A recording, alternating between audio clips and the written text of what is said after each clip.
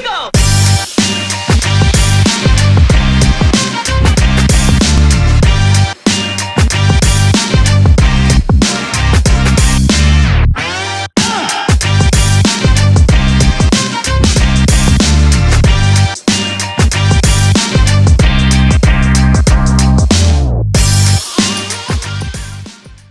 Hello, welcome to Imaginique Channel. Petit applaudissement, j'espère que vous allez bien. Donc aujourd'hui, on se retrouve pour une nouvelle vidéo. Mais avant d'aller plus loin, tu sais déjà ce que je vais te dire. Si tu me suis sur Imaginique, mais que tu n'es toujours pas abonné, moi je ne comprends pas. Et je sais clairement qu'il y en a qui viennent depuis Instagram. Je vois très bien dans les statistiques, mais qui pourtant ne s'abonnent pas. Alors, vraiment, moi, tout ce que je veux te dire, c'est que s'il te plaît, prends un peu 2 minutes de ton temps et là, clique sur la cloche parce que c'est hyper important pour nous. C'est encourageant, même si on ne le fait pas que pour ça. Deuxième annonce, si tu n'es pas au courant et si jamais ça t'intéresse, j'ai une deuxième chaîne YouTube qui s'appelle La Babs. Et c'est une chaîne YouTube où là, je parle vraiment de mes valeurs, de ma foi, sachant que ici, je parle vraiment plus de l'image externe, expressive, visuelle. Mais là-bas, on va dire que je parle vraiment plus de l'intérieur. Donc, je te mets le lien en barre d'informations si ça t'intéresse. Et dernière annonce, si tu ne me suis toujours pas sur Instagram, girls, tu loupes. Parce que c'est là-bas que je suis la plus active. C'est là-bas où je montre ma craziness. Ici, je viens, je poste mes vidéos et je m'en vais. Sache que j'ai 2 comptes Instagram. Le premier, donc, et celui qui va certainement t'intéresser par rapport à cette chaîne, c'est la Babs. Donc la Babs, c'est là où vraiment je parle de beauté, d'image, où je montre mes photos de mannequinat et autres, mais également de mes valeurs. Et ensuite, le deuxième compte, la Babs Citation, où là, c'est vraiment rattaché, comme je dis, à mes valeurs profondes, si tu veux en savoir un peu plus sur moi. Trêve de bavardage. On se retrouve aujourd'hui pour une nouvelle vidéo. Donc une nouvelle vidéo où on va parler mannequinat. Et c'est le genre de vidéo que j'aurais vraiment voulu avoir dans mes débuts. Mais personnellement, je n'ai pas eu ce genre de conseils-là. Et donc je me suis dit, c'est important de partager. En gros, c'est comment se construire un bon book pour une débutante pour toucher les agences. C'est-à-dire que si on a vraiment pour ambition de faire carrière dans le mannequinat, comment se présenter, quel type de photos il faut montrer, parce que croyez-moi, c'est pas si facile quand vous débutez. Surtout que de nos jours, il ne faut pas qu'on néglige l'impact des réseaux sociaux. Il faut savoir qu'avec les réseaux sociaux, c'est vraiment biaisé. On peut penser que le type de photos qu'on voit sur les réseaux sociaux, que je ne veux pas dénigrer parce que je crois vraiment qu'il y a de très beaux comptes, il y a de très belles photos, il y a des choses vraiment authentiques, mais il y a aussi beaucoup de fake, il y a aussi beaucoup, on va dire, de copier-coller.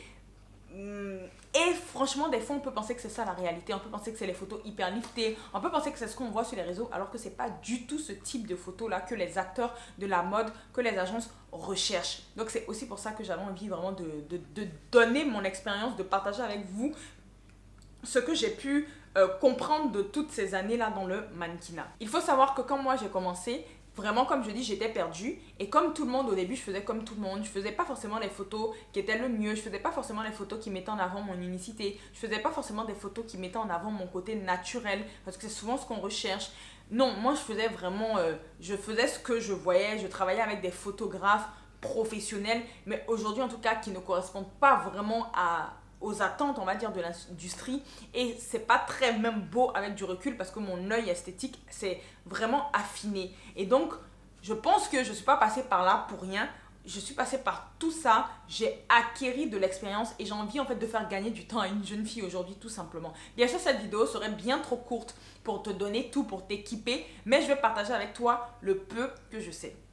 Donc, le premier point déjà c'est déterminer votre cible. En gros, vous devez vous voir comme une marque. C'est-à-dire que quand tu es mannequin, tu dois te voir comme une marque. C'est-à-dire que quand les marques te regardent, quand les acteurs du milieu de la mode, les agences, les coiffeurs, les maquilleurs, tout ce que tu veux, ils te regardent, il faut qu'ils puissent se projeter. Quelle est l'image? Je parle souvent de ça. Quelle est l'image que tu veux dégager?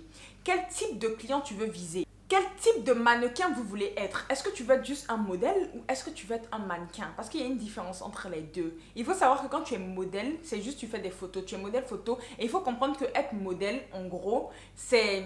Comment je peux dire? Ça perd ce côté professionnel. En gros, quand tu es modèle, c'est genre, tu fais ça à côté d'eux. Par exemple, à côté de tes études. Ou même, tu peux être mannequin et faire des études. Il y a un côté très amateur quand tu dis que tu es modèle photo. Pour vous dire, quand par exemple, j'ai organisé mon premier shooting pour mon association Aïka, comment la maquilleuse appelait les modèles qui n'étaient pas professionnels, elle les appelait les mannequins du dimanche. Et ça m'a fait sourire, mais c'est vrai. Elle me disait pourquoi? Parce que ça se voit. Ça se voit quand c'est pas travaillé, quand c'est pas professionnel. Et du coup, ça c'est ce qu'on appelle une modèle photo. quand vous vous aspirez à être mannequin, c'est un autre standing. Ça ne veut pas dire qu'après, il faut écraser les filles qui sont modèles, parce que j'estime vraiment qu'il y a des très bons modèles photos également. Mais être mannequin, c'est un autre standing. Et je ne vous parle pas ici de diktat, il faut faire 1m80 et autres. Pour moi, tu peux être mannequin et faire 1m60. Vous connaissez déjà mon avis. C'est bien plus, c'est ton aura. Et justement, être mannequin, c'est autre chose. C'est vraiment... Quand tu te vois, il faut que les marques puissent se projeter en toi. C'est-à-dire que, par exemple, les marques, les marques, elles font des campagnes, elles ne vont pas chercher des modèles photos. Elles cherchent des mannequins en agence. C'est très rare, je pense que ça existe, mais c'est rare que les marques vont juste sur Instagram. Si, maintenant ils le font. Justement, les marques maintenant sont sur Instagram directement, on vient, on te recrute. Mais j'aurai l'occasion d'en parler, comment développer un bon Instagram également impactant. Mais je veux dire que quand ils veulent justement des campagnes, etc., ils ont plus tendance à se tourner vers des agences.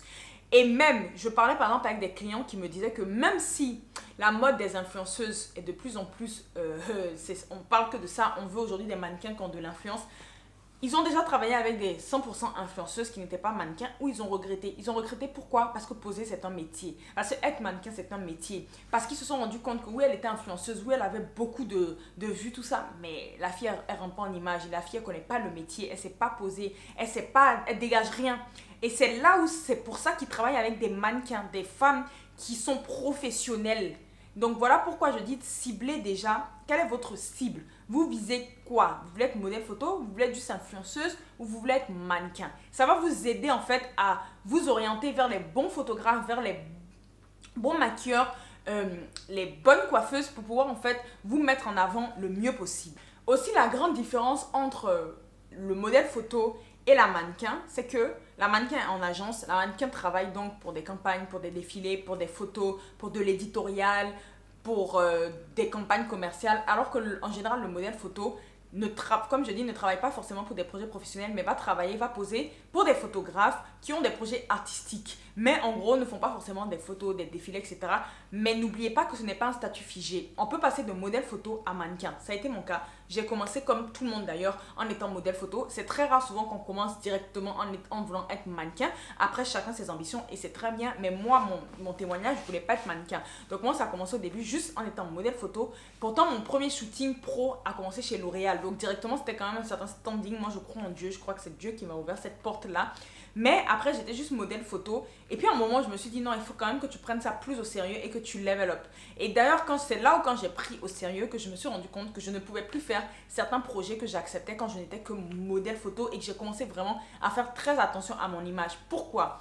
Parce que quand j'ai commencé à me présenter dans les agences avec mes photos de modèle photo, ils me disaient tous: tu es plus belle en vrai. Alors que c'est un très bon compliment d'être plus belle en vrai d'ailleurs. Mais quand tu es mannequin, tu es censée être aussi belle en vrai qu'en photo. Et la photo est censée même développer ta photogénie. On doit vraiment voir justement cette magnifique beauté qu'on voit en vrai. On doit pouvoir aussi la voir sur les photos. Et moi, c'était limite, ils me disaient: tu es moins belle sur les photos parce que c'est pas toi. Et ça m'a marqué, c'est pas toi. Parce qu'ils ont vu que c'était pas des photos qui me ressemblaient déjà. Donc, il n'y a pas que du mauvais en agence. Ils ont vu que c'était pas des photos qui me ressemblaient. Ils ont vu que ce n'était pas totalement moi. Et ils ont commencé à me montrer, on a commencé à organiser des shootings beaucoup plus naturels. Et c'est là où j'ai commencé à comprendre comment le milieu fonctionnait. Et je m'oriente aujourd'hui, je continue toujours à m'orienter vraiment, même si c'est maquillé, même si on va dire que c'est des projets plus éditorial, plus fashion, plus mode, mais on va dire qu'ils me valorisent et qui mettent ce level up en fait. Il y a des projets que je ne peux plus accepter. Mais si vous êtes au courant de ça dès le début, ça va vous faire gagner énormément de temps. Alors vous me direz: mais Cindy, pourtant, des fois on peut faire tout ça et les agences ne vont pas nous accepter. C'est vrai que les dictates de beauté sévissent. C'est vrai, comme je vous ai dit, et je parlerai de mon témoignage avec plus de profondeur. On m'a reproché que j'avais des hanches, on m'a reproché X et Y, c'est vrai. Mais justement, vu qu'on sait qu'il y a tout ça, et qu'en plus si vous êtes une femme noire, une femme métissée, on sait que ça peut être encore plus dur. C'est pour ça qu'il faut miser et encore plus travailler son book. C'est vrai, vous me direz: oui, mais ça fait beaucoup. Et c'est pas grave, le trésor de l'homme, c'est le travail. Autant mettre toutes les chances de notre côté afin que quand on se présente en casting, on n'a peut-être pas les mensurations, on n'a peut-être pas la couleur de peau qui est la plus prisée, tout ça. Mais le fait qu'on ait vraiment bossé de façon professionnelle notre book, ça fait qu'eux, ils se disent: ah, mais on peut faire ça avec cette fille. Ah, mais on peut peut-être évoluer. C'est comme ça qu'il faut voir la chose en fait et pas tout le temps voir négativement. Et même si avec tout ça, une agence vous dit non, c'est pas grave. Dites-vous que si cette agence vous a dit non, une autre agence, elle, va vous prendre pour tout ce travail. Parce qu'il faut savoir que on ne fait pas des efforts en vain. Il y a un Dieu, il ne dort pas. Il voit quand vous travaillez de façon professionnelle. Il voit, il connaît votre objectif. Il voit quand vous avez une vision. Et c'est ça que j'ai envie de vous envoyer, c'est qu'il faut avoir une vision. Il faut que vous ayez une vision de vous. Il faut que vous arriviez à vous projeter. Sans vision, le peuple périt. Si vous avez une vision, forcément à un moment, il y a des personnes qui vont voir cette vision en vous et qui vont investir en vous. Il y a des agences, il y a des marques qui vont croire en vous. Si vous n'avez pas de vision, là ça peut être compliqué. Une fois que vous avez fait ce travail, donc c'est-à-dire que vous avez déterminé votre cible, vous savez ce que vous voulez et c'est ok de vouloir être que modèle photo. Je ne suis pas en train de dire ici que c'est pas ok, mais moi je m'adresse vraiment à des filles quand même, ma cible principale, qui veulent faire carrière, qui veulent entrer en agence. Parce que pour moi, il y a des mannequins aujourd'hui qui sont top modèles. Je pense que c'est possible d'être peut-être pas top modèle, mais de très bien marcher et d'être freelance, c'est-à-dire d'être en indépendante, mais qui savent gérer leur image et qui arrivent quand même à faire des grandes marques. Mais c'est vrai que souvent les top modèles sont tout en agence parce que les agences, c'est eux qui ont le portefeuille client. Donc en fait, ils te récupèrent dès qu'ils voient que tu grow up, dès qu'ils voient que tu peux ramener de l'argent quelque part. On en avait déjà parlé. Et donc un conseil, comme je disais, c'est que moi ce que je vous recommande, que je n'ai absolument pas fait quand j'ai commencé, c'est aller sur le site des agences de mode professionnelles. Vous mettez par exemple, je sais pas, la ville où vous êtes ou bien agence de mannequins Paris. On connaît certaines agences, tout le monde connaît Elite, Métropolitane, mais il y en a d'autres. Et regardez un peu le book des filles, regardez un peu la manière dont ils font les portraits, tout ça. Regardez les Polaroids aussi, c'est important parce que ça va vous donner une idée de comment est-ce que vous pouvez orienter vos photos. C'est vrai, peut-être au début, vous n'allez pas poser comme elles parce que c'est des professionnels. Et moi, mes premières photos, c'était catastrophique par rapport aux photos que j'ai aujourd'hui. Mais ça va quand même vous aider et ça va quand même vous donner une ligne directive. Une ligne éditoriale de dire, ok, je sais peut-être pas poser comme cette fille, mais l'atmosphère, l'univers va faire que vous allez pouvoir mieux orienter vos recherches. Allez chez les bons photographes qui se rapprochent le plus de ça. Et au moins, quand demain, vous allez vous présenter dans une agence, il n'y a pas un décalage complet et du coup, vous mettez toutes les chances de votre côté. Deuxième point, et pas des moindres, un point qui est très important. Une fois que vous avez fait tout ça, donc que vous êtes ciblé, que vous avez regardé les agences, maintenant on passe au concret. C'est-à-dire que on veut maintenant des professionnels qui vont réussir à nous mettre en avant sans nous dénaturer. Et je ne vous parle pas de professionnels d'Instagram. Je ne vous parle pas de professionnels de YouTube. Je n'ai rien contre Instagram. Je n'ai rien contre les photographes d'Instagram. Je n'ai rien contre les maquilleuses de YouTube, tout ça. Je crois réellement qu'il y en a qui sont très qualifiés pour ce qu'elles font, pour ce qu'ils font.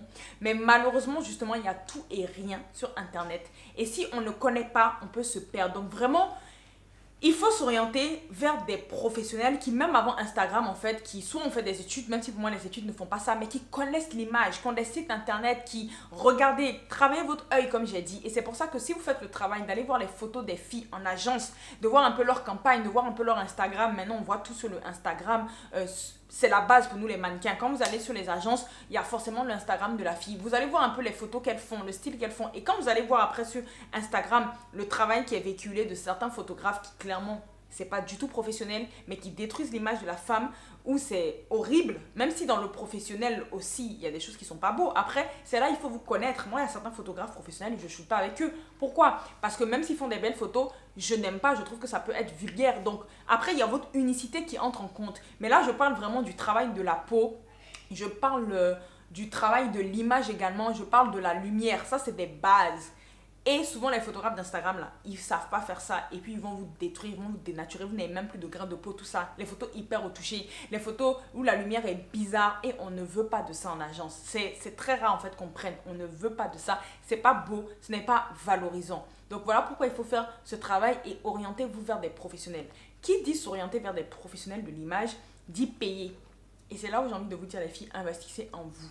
Oui, moi, j'ai investi en moi. Et quand je dis investissez en vous, un book peut aller, en fonction de la notoriété de la personne, entre 200 € et 1000 €. Oui, c'est possible. Le plus cher que j'ai payé, c'était 750 €. Pour moi, c'était beaucoup. Pour environ juste une dizaine de photos. Hein. Mais c'est là où vous allez comprendre qu'il est préférable d'avoir la qualité à la quantité. Parce qu'un bon book ne doit pas faire plus de genre 20 photos. Mais genre vraiment. Peut-être les filles qui ont énormément d'expérience vont avoir 30 photos sur leur book. Mais quand vous débutez, même des fois, moi au début, j'avais à peine 10 photos. Mais c'était les 10 photos qui me mettaient le plus en avant. Qui fait que quand je me présentais chez le client, il faisait ça et ok, il se projette. Ça ne sert à rien d'avoir 50 photos qui ne vous valorisent pas. Et c'est pour ça que, quand on ne connaît pas, c'est pour ça que j'explique qu'on peut vous sortir 700 € pour 5 photos, vous ne comprenez pas. Mais il faut voir sur le long terme. C'est pour ça que je dis qu'il faut avoir une vision. C'est très important. Donc, les types de photographes qu'il faut que je conseille, c'est des photographes déjà qui n'ont pas une mauvaise image de la femme. C'est-à-dire que, parce qu'il y a des prédateurs aussi, c'est des photographes qui respectent la femme. C'est des photographes qui vont vouloir mettre en avant le côté, l'élégance de la femme, la beauté. Et ça, c'est à vous d'observer, c'est à vous de voir un peu de la manière dont ils font les photos, de la manière dont sur leur Instagram, sur leur site, ils mettent en avant la marque en fonction de vos valeurs également. Il faut aussi vous orienter, quand vous commencez, vers des maquilleuses qui font plutôt des choses naturelles. Parce que ça, j'ai oublié de le dire, mais quand on commence au début, déjà tout le temps, mais encore plus au début, présentez-vous dans les agences naturelles. Je peux vous dire que quand j'ai commencé à aller en agence à mes débuts, j'allais me maquiller. J'allais me maquiller comme là, je suis et autres, et même là, c'était beaucoup. Et l'agence me disait, tu es très belle, mais reviens nous voir naturelle, parce que ça se voit que tu es déjà une beauté naturelle. Et quand je revenais naturelle, ils me disaient, tu es mieux comme ça. Ils me disaient, tu es mieux comme ça, pourquoi? Parce que eux, les clients, quand ils t'envoient un casting, les clients ont besoin de se projeter. En fait, on ne va pas en casting pour montrer qu'on est belle, etc. Eux, les clients, ça, j'expliquerai comment aller en casting, ils ont besoin de se projeter en vous. Ils ont besoin de se dire, ok, on peut faire ça à son visage, etc. Tu mets juste un peu de bébé crème à la rigueur, tu mets un peu de poudre, tu peux mettre un peu de blush, mais vraiment très léger, très naturel. Pas les yeux, la bouche, un truc très nude, etc. Parce que le client a besoin de se projeter. Il a besoin de se projeter en toi. Donc c'est pour ça qu'il faut s'orienter déjà quand vous voulez construire votre book vers des maquilleuses qui ne vont pas vous dénaturer. Des maquilleuses, c'est pour ça que j'ai dit oublier les make-up YouTube hyper contourés. Non, non, non, c'est très naturel qu'on veut. Et je pense même que pour un début, ce n'est même pas nécessaire d'avoir une coiffeuse, franchement. Parce que moi, au début, j'avais les cheveux lâchés. C'est ce qu'ils veulent. Et je pense que c'est important de garder tout simplement ces cheveux lâchés. Et après, vous verrez comment vous orienter pour faire des choses un peu plus poussées. Il faut savoir aussi que pour nous, les cheveux, pour tout ce qui concerne les cheveux, ça, c'est une réalité dans le milieu. Je ferai une autre vidéo. Mais tout ce qui est cheveux, autres caucasiens, même si ça change, cheveux afro, cheveux bouclés, c'est pas évident en fait. Je veux dire, on est très souvent confronté à l'incompétence des coiffeurs. Pareil aussi, les peaux, ils ne savent pas gérer. C'est pour ça que je vous ai dit que c'est important, la toute première vidéo, d'entretenir vos cheveux, d'avoir une bonne routine de peau, même si on peut avoir de l'acné, ça c'est pas de votre faute. Mais les cheveux aussi, il faut les entretenir. Il faut les entretenir parce que les agences regardent ça. J'étais sur Clubhouse dans un groupe de mannequins et il y a une des bookeuses, c'est les recruteurs, où elle disait clairement, mais en même temps, des fois, les filles aussi, elles n'entretiennent pas leurs cheveux. Et déjà qu'ils ont des incompétences sur nos cheveux, si on n'entretient pas, c'est problématique. C'est pour ça que je dis que là, c'est à vous d'investir, c'est à vous de prendre soin de vos cheveux naturels. Et quand vous faites la photo avec le photographe qui sait bien vous mettre en avant et avec la maquilleuse qui également ne va pas vous dénaturer et vos cheveux, vous avez plus de chance. Alors, si vous voulez avoir plus d'informations pour ce point-là, écrivez-moi sur Instagram. Je pourrais vous envoyer des photos de ce que je dis parce que là, je ne pourrais pas en fait aller dans tous les détails. Il y a un autre point quand on débute qui est très important également, c'est l'importance des polaroïdes. Aujourd'hui, là, surtout avec le Covid, tous les castings que j'ai, je suis bookée quasiment que par Pola. Je ne sais pas si vous réalisez. Que par Polaroid, c'est par ça qu'on me confirme. C'est-à-dire que, limite même des fois à mes photos professionnelles, on ne regarde pas. Polaroid, c'est quoi? C'est la photo basique. Et là, je vais vous mettre là quelque part dans la vidéo. 4, c'est la photo basique, visage, de face, de profil, de dos, plein pied, portrait, très naturel, voire si possible, no make-up. Et ça, c'est très important. Il y a des photographes qui le font. Je vous encourage, toutes celles qui veulent commencer, à investir, à payer pour ça. S'il faut payer 200 € pour avoir des bons Polaroid, faites-le en plus des photos parce que c'est hyper important. Comme j'ai dit, mon seul conseil pour les débuts, c'est miser sur le naturel.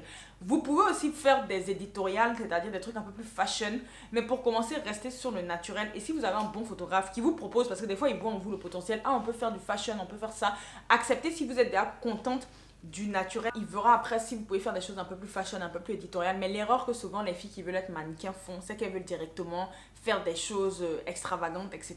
Mais malheureusement, c'est pas mauvais de vouloir faire ça. C'est pas mauvais de vouloir faire des choses plus fashion. Mais malheureusement, souvent notre œil n'est pas préparé, n'est pas aiguisé et on tombe dans des choses kitsch. Alors qu'on veut de l'élégance. Et c'est pour ça que moi je privilégie. Et d'ailleurs, j'ai déjà aidé des filles qui sont rentrées en agence. Elles venaient vers moi, comment on fait pour notre book Cindy. Et je leur donnais tout le temps le même contact en fait. Genre, j'ai quelques contacts que je sais que c'est très très basique, très agence. J'en ai 2 ou 3. Je disais, allez chez telle personne. Et certaines ont réussi à aller en agence. Ou en tout cas, ont réussi à avoir des rendez-vous avec l'agence, même si ça n'a pas été concluant. Déjà, si l'agence veut vous voir en rendez-vous, c'est que vos photos sont parlantes. Et c'était des trucs très naturels. Et après, le travail d'une agence, normalement, une bonne agence, même s'il y a beaucoup à dire de ce côté, c'est de vous faire évoluer. C'est de maintenant voir que, ok, avec son profil, on peut faire ci, ça, ça, ça, ça. Mais au début, ils ont besoin de naturel. Voilà, c'est tout pour cette vidéo. J'ai dit beaucoup de choses, mais comme j'ai dit, n'hésitez pas à m'écrire sur mon Instagram. Je pourrais à la rigueur donner un peu plus de détails, etc. Et on va commencer par là parce que c'est vraiment la base, comme j'ai dit. C'est vraiment la base. Misez sur le naturel, déterminez votre cible et orientez-vous vers des professionnels de l'image et qui ont surtout la pensée, c'est-à-dire qui ont une bonne image de la femme et qui ne sont pas là pour vous transformer mais pour vous sublimer. Il y a une différence entre les deux. Donc voilà, c'est tout pour aujourd'hui et n'oublie surtout pas que tu es précieux et unique. On se retrouve très vite pour une prochaine vidéo. Bye!